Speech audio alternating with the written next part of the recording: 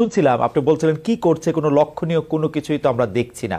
আহ, আবার আপনি বলেছেন যতক্ষণ না পর্যন্ত বাজারে জিনিসপত্রের দাম না কমবে ততক্ষণ না পর্যন্ত সরকারকে আপনি কোনো নম্বর দিতে চান না।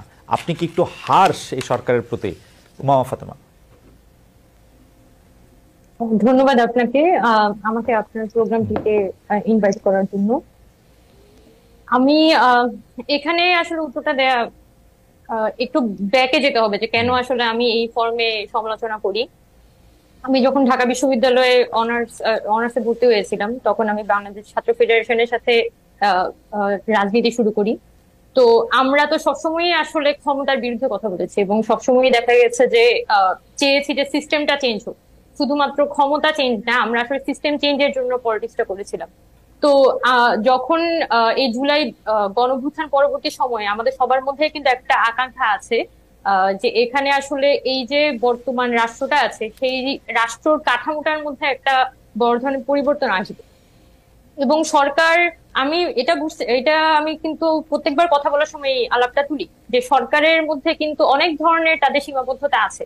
তারা যাই চান না কেন দিন শেষে তো একটা আমলাতন্ত্রের মাধ্যমেই তাকে সেটা বাস্তবায়ন করতে হবে, এবং সেই আমলাতন্ত্র কিন্তু তাদের প্রতি হেল্পফুল না। কিন্তু আমার যেটা আহ, আহ, সমালোচনার জায়গাটা সেটা হচ্ছে গভর্নমেন্ট ক্ষমতায় নেয়ার সাথে সাথে এখানে কিন্তু বিভিন্ন সিভিল সোসাইটি বলি বা পলিটিক্যাল পার্টিও বলি বা আমরা ছাত্ররা বলি, আমরা কিন্তু বারবার এখানে বলে যাচ্ছিলাম যে আপনারা আহতদের ব্যাপারে একটা পরিকল্পনা সাজান।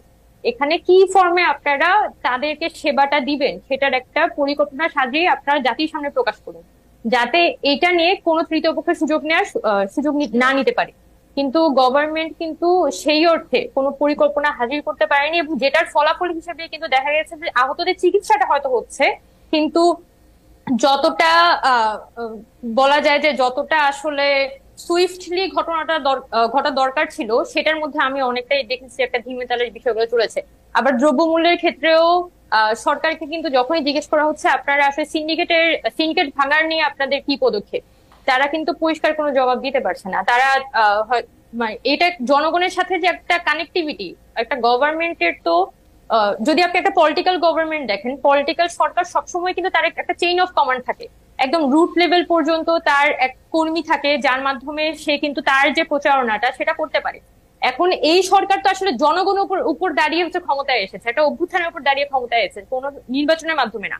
এবং সে কিন্তু তার প্রতি মুহূর্তে তার জনগণের কাছে সে অ্যাকাউন্টেবল। এবং আমি কিন্তু অ্যাজ এ জনগণ সবসময় কিন্তু সরকারকে ওই বার্তাটা আমি দিতে চাই যে আপনি আপনার জনগণের কাছে অ্যাকাউন্টেবল, এবং এখানে পিপলের সাথে আপনার কমিউনিকেশনটা মেনটেন করাটা খুব জরুরি।